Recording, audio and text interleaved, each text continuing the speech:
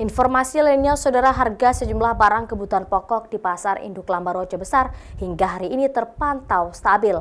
Walaupun harga sembako stabil, namun daya beli konsumen menurun, sehingga omset para pedagang menurun hingga 20%.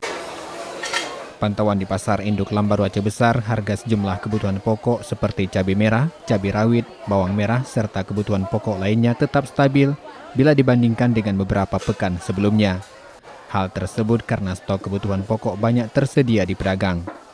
Cabai merah misalnya dari harga Rp75.000 hingga Rp80.000 pada pekan pertama bulan September, kini harga turun menjadi Rp35 hingga Rp40.000 per kilogram. Demikian juga dengan cabai rawit, harga jual saat ini Rp35.000 per kilogramnya. Menurut pengakuan pedagang, walaupun harga kebutuhan pokok tetap stabil saat ini, namun daya beli masyarakat turun. Hal ini terlihat dari pasar yang sepi pada hari normal biasanya. Akibatnya pedagang mengaku pendapatan atau omset mereka turun rata-rata 20%. Cabai merah kalau cabai kecil 35 tuh, sama enggak.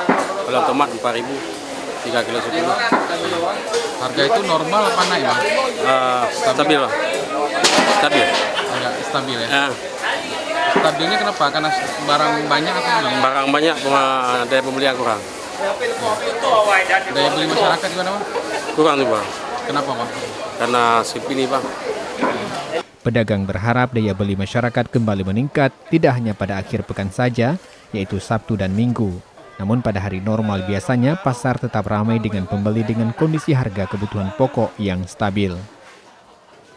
Mustajab, Kompas TV, Aceh Besar.